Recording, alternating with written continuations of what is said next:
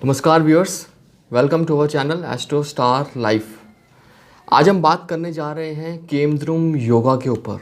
दूसरे शब्दों में अगर हम कहें इसको तो केमद्रुम दोषा भी इसको जो है वो बोला जाता है।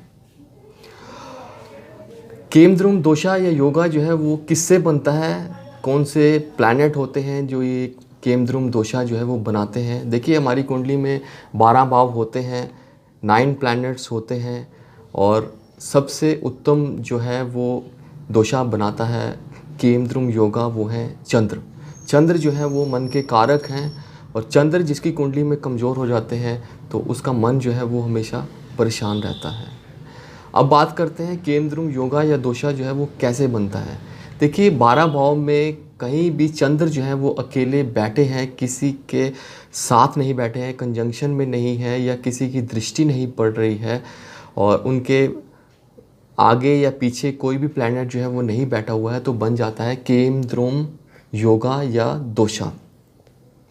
मैं एक एग्जांपल से आपको समझाना चाहता हूँ। जैसे कि अगर चंद्र जो है वो आपके 4th हाउस में बैठे हुए हैं, 3rd हाउस में कोई भी प्लैनेट नहीं है, कोई भी ग्रह नहीं है, या फिर 5th हाउस में कोई भी प्लैनेट या ग्रह नहीं है, तो चंद्र अकेले बैठे हुए हैं, तो वो बन जाता है केमद्रुम दोषा। उसकी क्या बैड इफ़ेक्ट होते हैं जब केमद्रुम दोषा जो है वो बनता है। देखिए, पहली बात तो ये है कि चंद्र जब अकेले बैठ जाए, किसी की दृष्टि ना हो, तो इंसान का मन परेशान रहता है। वो अपने आप को लोनलीनेस जो है वो फील करता है। सब कुछ होने के बावजूद भी वो ये महसूस करता है कि उसके पास जो है वो कुछ भी नहीं है। अगर ज़िंदगी में उसे सब कुछ मिलता है लेकिन वो ऐसा बिहेव करता है कि मेरे को और चाहिए, मगर संतुष्टि जो है वो उसको केमद्रुम दोषा से नहीं मिल पाती है, क्योंकि उसका मन ही परेशान रहेगा। वो तृप्त रहेगा कि मेरे को ये नहीं है, मेरे पास वो भी नहीं है। तो क्योंकि जो चंद्र हैं वो मेंटली जो है वो इंसान को वीक कर देते हैं। जब इंसान का मेंटली जो है वो वीक जो है वो हो जाता है तो उससे जो है वो परेशानी जो है वो लाइफ टाइम में जो है वो झेलता है।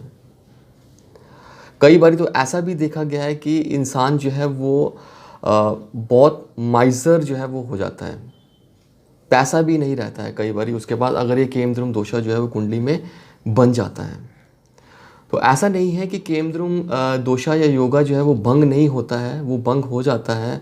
और ऐसा ये भी नहीं है कि केमद्रुम दोषा के कोई उपाय भी नहीं है, उसके उपाय भी होते हैं। तो अब बात करते हैं कि केमद्रुम दोषा या योगा भंग कैसे होता है। देखिए, कोई भी बेनिफिक प्लैनेट जो है वो अगर चंद्र को देख लेता है, जैसे कि बृहस्पति जो है वो अगर देख लेते हैं उनको, या शुक्र जो है वो बेनिफिक प्लैनेट अगर उनको देखते हैं चंद्र को, जैसे कि बृहस्पति की 5वीं 7वीं और 9वीं 3 दृष्टियाँ होती हैं, किसी भी दृष्टि से अगर वो चंद्र को देखते हैं तो वो केमद्रुम दोषा जो है वो भंग हो जाता है, तो वो दोषा जो है वो नहीं लगता है। और अगर शुक्र भी 7वीं दृष्टि से देख लेते हैं तब भी जो है वो केमद्रुम दोषा जो है वो भंग हो जाता है।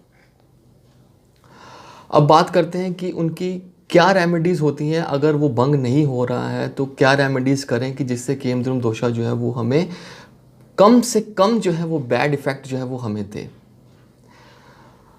देखिए, सबसे पहले जो है वो आपको सिंपल रेमेडी है, आपको माता का आशीर्वाद लेना है, क्योंकि चंद्र जो है वो मन के कारक है, माता के भी कारक हैं।